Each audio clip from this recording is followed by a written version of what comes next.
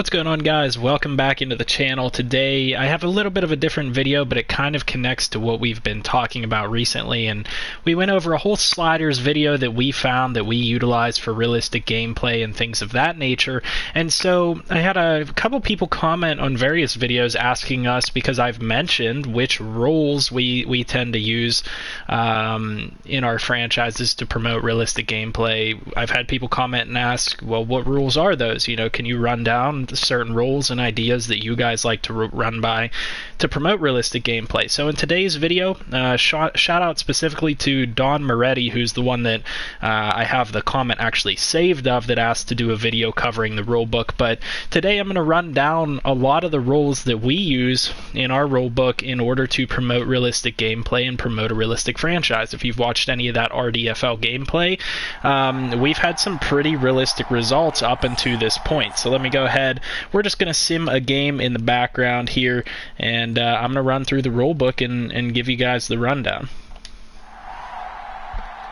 I actually just messed that up. Alright, so hopping into the rulebook, the first thing that we can talk about, you know, without going into sliders and XP settings and things like that, which we've already, you know, covered in multiple different videos, I think we can talk a little bit about some of our league advancement settings and some of the general settings first. So what we do in order to kind of come away with a decent enough schedule to give everybody enough time to play games, but also not rush people, is we do Monday, Wednesday, Friday advances, and this gives people a little bit of time over the weekend to have like an extra day and almost a little bit more of a break from constantly advancing every 48 hours. Now, you guys can advance at whatever pace you guys specifically feel works for your leagues and things like that. There are a lot of leagues out there that run, you know, single day advances and whatnot, and I don't have anything against that. But to get a really immersive experience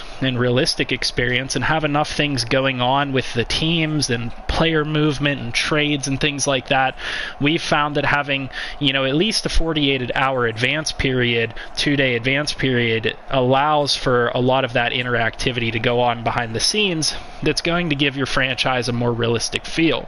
The next thing to talk about is that we do not, in our user league, allow people to play the CPU, but we have a secondary league as well where we do play the CPU, and we have various different rules for going up against those teams, and we'll get into those a little bit later.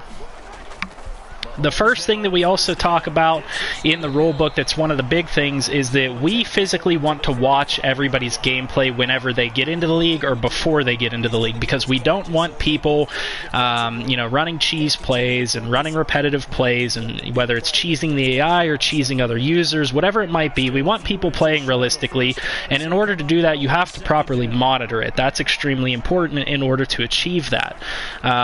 We have various different rules, such as you always have to record all of your contract extensions.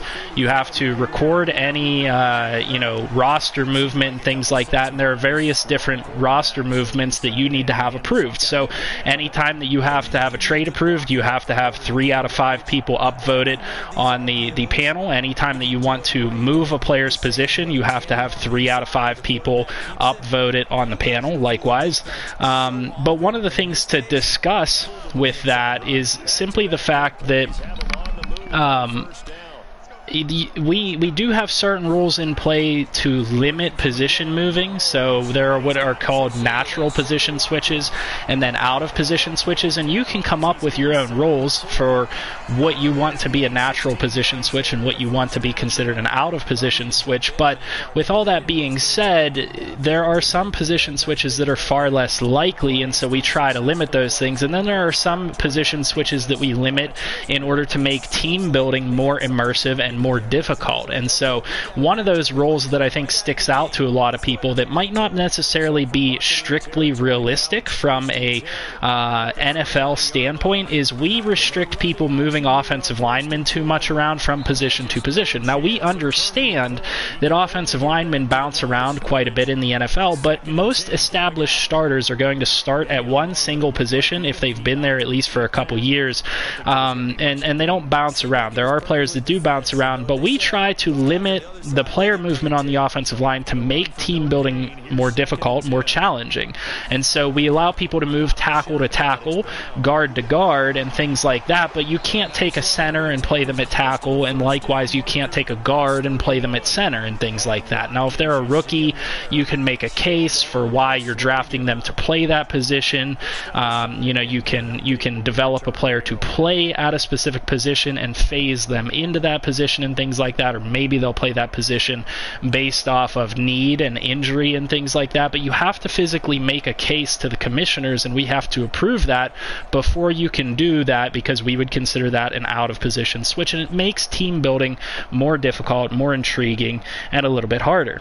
So that's that's one of the key ones that I think a lot of people have probably heard of with our leagues, but I've never specifically given the rundown on that. The next thing to talk about is that, generally speaking, we want people to run their team's playbook at first, and if you don't run your team's playbook, you have to have a justified reason as to why you're going to run a specific playbook. So one thing that happens in a lot of leagues is, what it inevitably ends up happening is, people run like the same 3 playbooks. They're going to run Kansas City's or New Orleans or New England's or the Raiders. I mean, they're going to run the good playbooks in the game, and that simply doesn't promote realistic gameplay.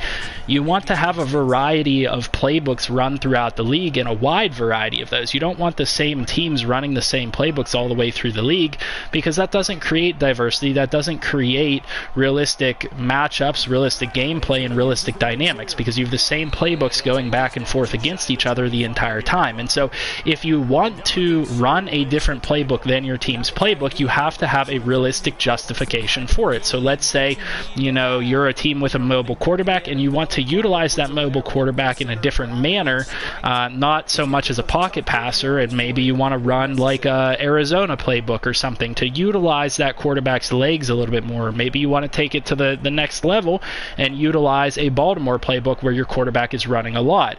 But it has to be realistic. There has to be realistic justification for that, and it has to be approved by the commissioners in order to run that. So that's one of the key ones that right off the bat promotes realistic gameplay that I feel like a lot of people overlook, is the playbooks, because so many people want to run a custom playbook. So many people just want to run the burner playbooks, the ones that have the best plays, that get people open all the time, and that's not going to promote realism. That's not going to promote competitive gameplay. And so that is something that we try hard and strive hard to try to avoid.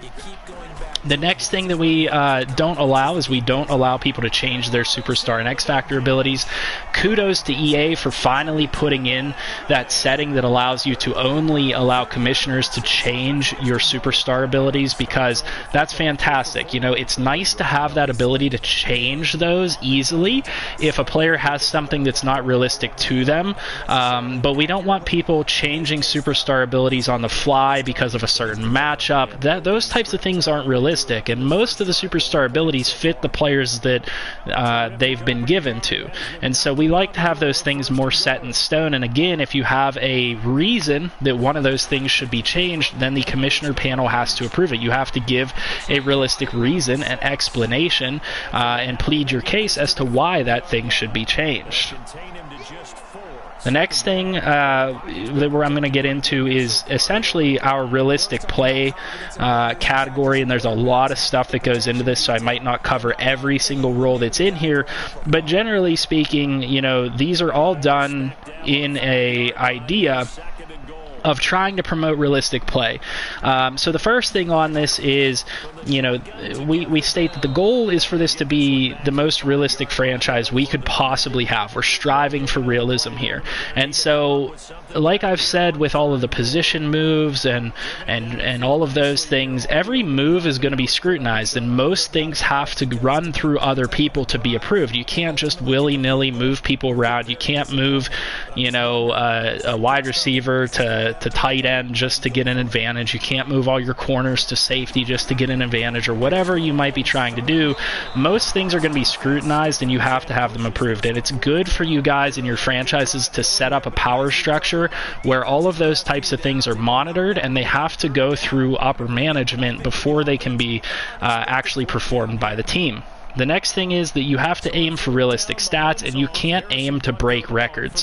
One of the most important things to do in a franchise is limit people's ability to break records, or limit their intention to break records. And so, I find that to be one of the most important things overall, simply because, the whole breaking records thing is unrealistic in the first place. It's very rare that you're going to have anybody break a record.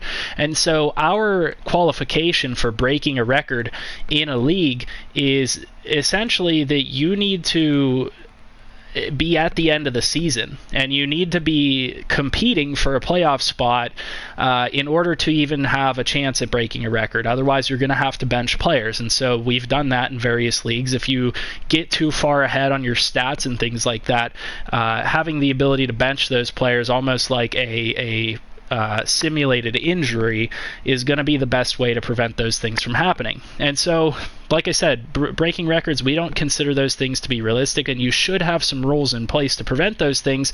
And let's say you're at week 17 and you have the 1 seed locked up, you shouldn't be starting your starters. You should be benching your starters, and we have rules in place in order to prevent you from, constantly, trying to break records at the end of the season and things like that. So the next thing that I'm going to talk about is that for most of our leagues, up until the time where they actually introduced the rules for play limits and things like that, we actually had the rule in place where you had to call coach suggestions. Now, a lot of people kind of, argue about the coach suggestions thing. Is that really realistic to only have people call coach suggestions and whatnot? But, in all reality, the coach suggestion thing is to get you to use more of your playbook than you simply would going in and calling your own plays. Because when you go in and call your own plays, you're going to be drawn to the plays that work. You're going to be drawn to the plays that are what works for you and what gets yardage.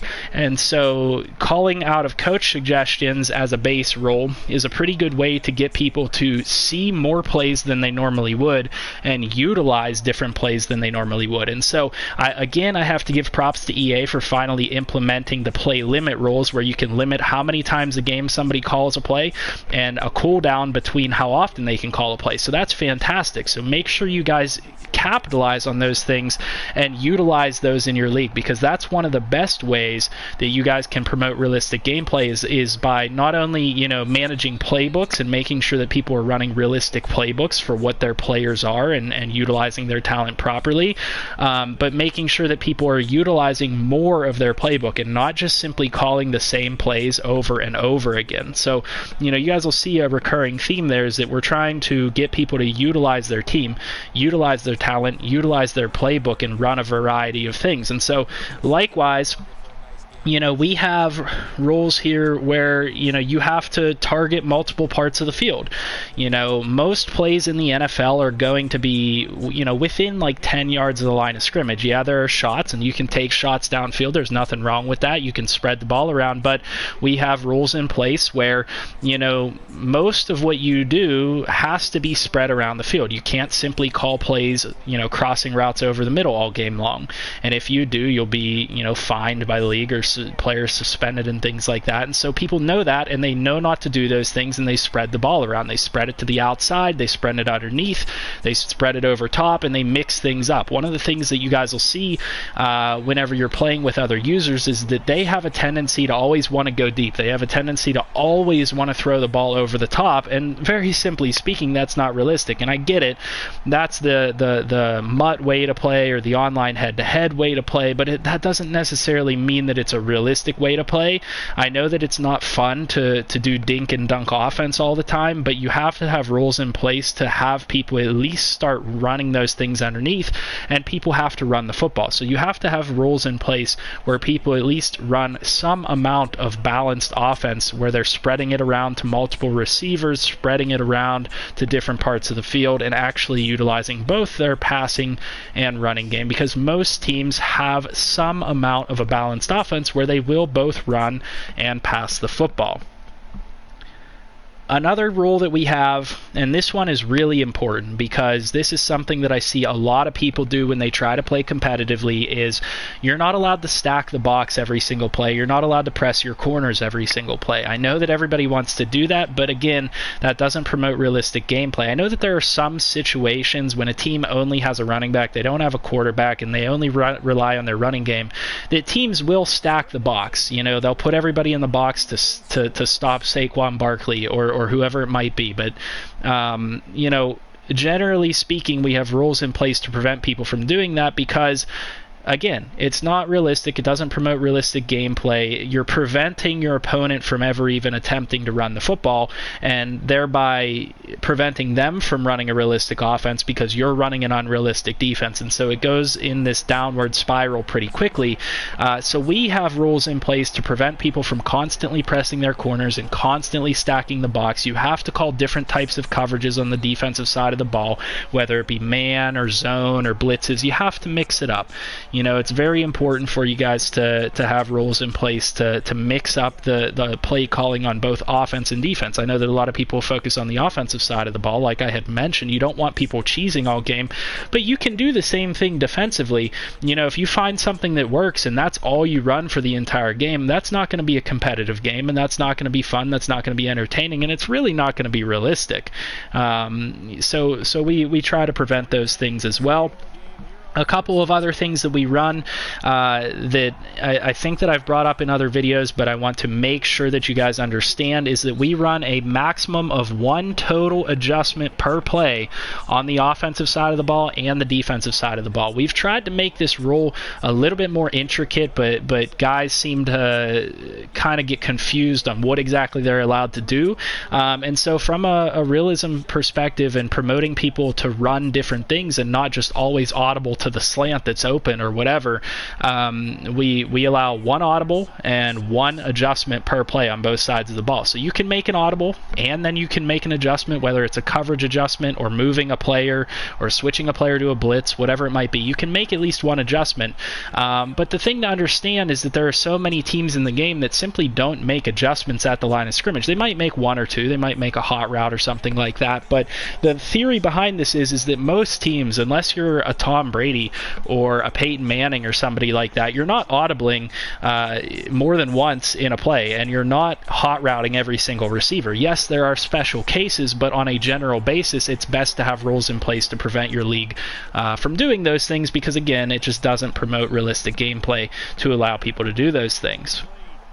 Another thing is we have a rule in place that you're not permitted to run up the score. If you have an extensive lead by 2 or 3 possessions, start chewing the clock.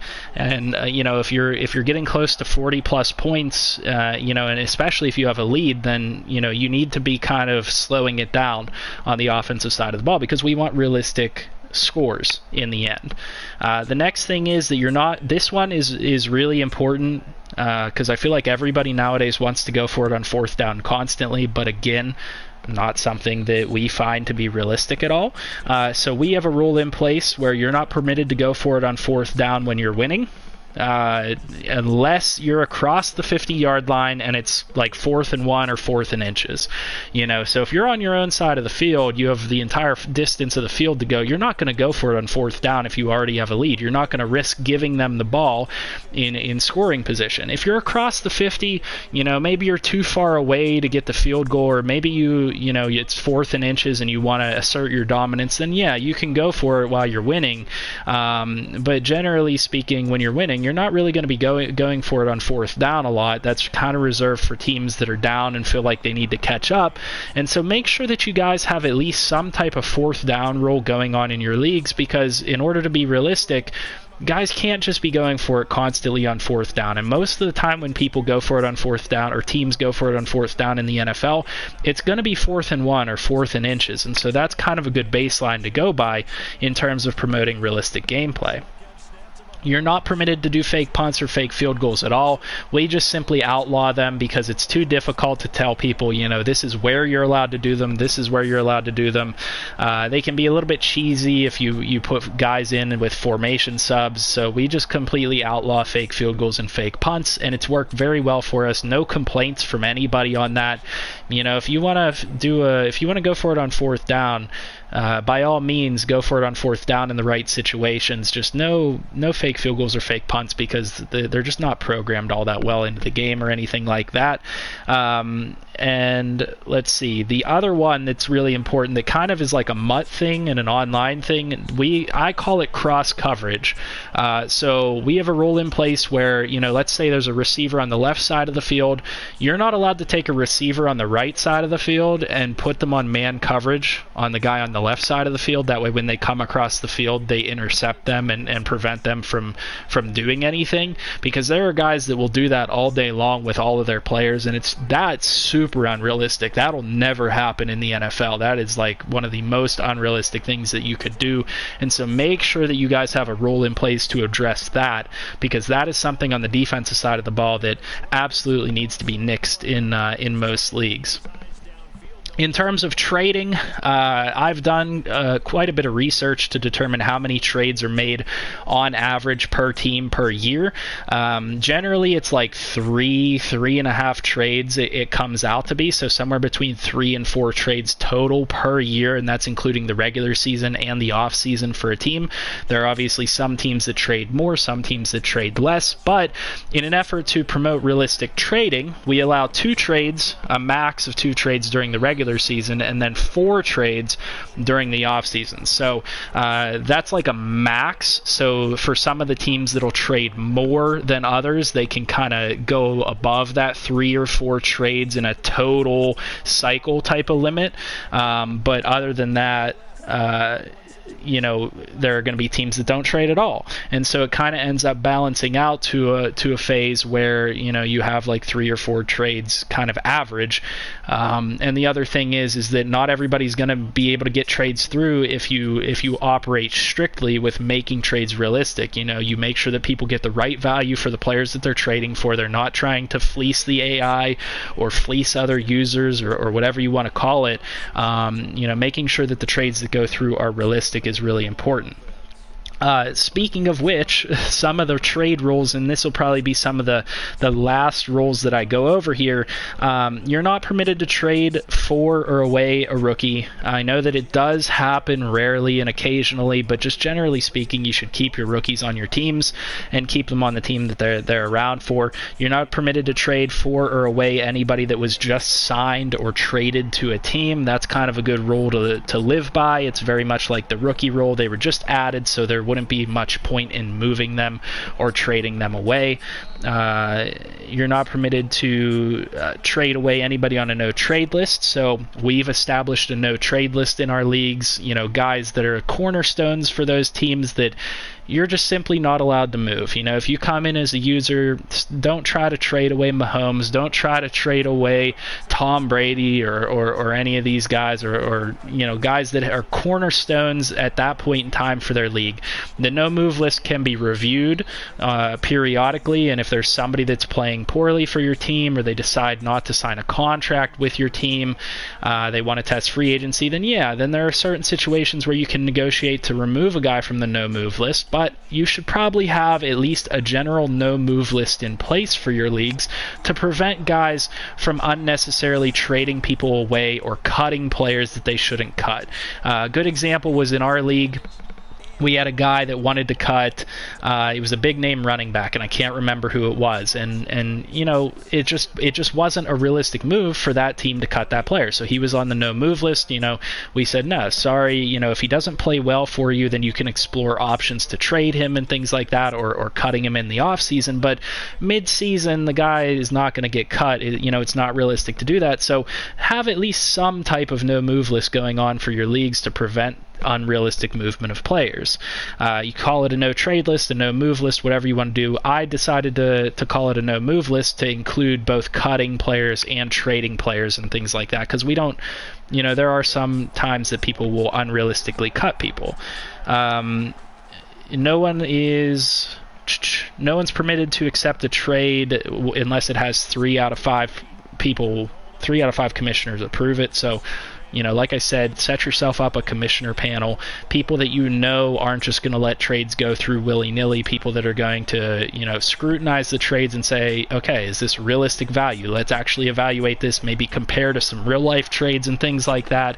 Make sure that you have those things set up to prevent that. Now, the last thing that I think I really want to go over with would probably be like off-season and the draft.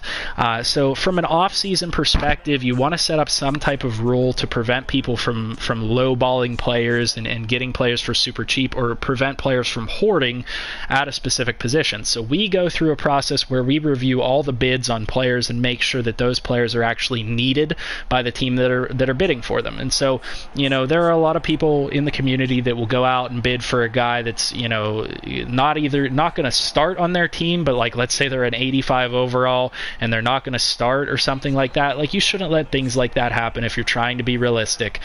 So we go through and scrutinize these things, and we also try to make sure that there are realistic contracts. And so the base rule that we go with is that any bid that you put on a free agent has to be green.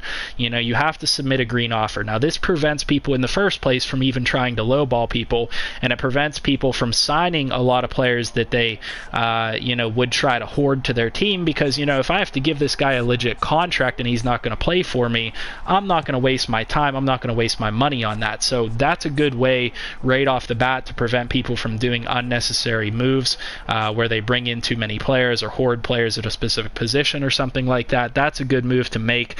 We have a few additional rules on top of that, but I don't really need to get into too much detail on it. You guys can come up with your rules for free agency and stuff on your own, just in terms of overalls and stuff, and what you guys should pay players. And then the last thing that we talk about is the draft. This is one that I really want to hit on, because there are people that will every year trade away their draft picks for future picks during the draft, and that's just not realistic. You will see occasional trades during the draft, and that's fine. We're not opposed to trades during the draft, but one of the things that I want to say is that we allow 1 trade back per draft. And that's really important, because we just simply don't want people stacking up picks in future years, because that's not realistic. That doesn't happen. So you get 1 trade back per draft. Use it wisely. You can trade up in the draft. You can trade during the draft, whatever it might be.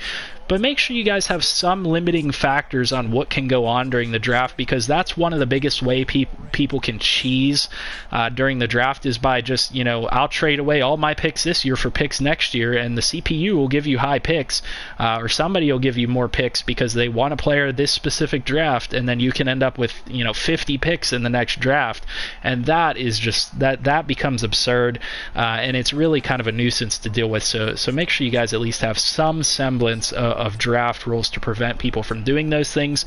And then from a realistic perspective, the last thing that I want to talk about is how many draft picks you can have in each round. So generally speaking, we say you're not allowed to have more than 1 first-round pick unless you're a team that has 4 or less wins. Set whatever line you want to set there with, how bad a team needs to be to have more than 1 first-round pick. But generally speaking, like, playoff teams shouldn't be going out and acquiring an extra first-round pick. That's kind of where we go with that. So, I recommend you guys set up something like that, especially for first-round picks. And then we also say, you're not allowed to have more than 2 second or third round picks, 2 seconds, 2 thirds, on a general basis. If you're a rebuilding team, you might be able to acquire a little bit more draft capital for what's going on, but generally speaking, we don't want people stacking up an insane amount of picks that would be unrealistic in the 1st through 3rd round. And then for the 4th through 7th round, which most people don't even care about to begin with, you can't have more than 3 picks per round. So that's the last of what I wanted to say, is that make sure you guys have some rules in place to control the craziness that can go on with draft picks and things like that, because people will cheese and they'll try to get one over on you by just stacking up picks, and then maybe they'll consolidate those picks for higher picks and things like that, and it can get crazy. So I advise that you guys have some amount of rules in place to prevent those types of things. Hopefully you guys find this video useful. hopefully it gives you some idea of maybe some new rules to implement in your leagues that'll help promote realism and things like that. I know that this is probably a bit longer of a video, if I'm being honest, but I really wanted to just get this out there because I've seen multiple comments on this. I've seen you guys commenting on this for a while, and I was like, yeah, that's kind of honestly a pretty easy video to make, and that could be pretty helpful for you guys. We've spent a lot of time, years, coming up with all the rules that we have and fine-tuning them and getting them to a point where they're not too burdensome on users, but they're also strict enough that we can have a realistic end product with our franchises.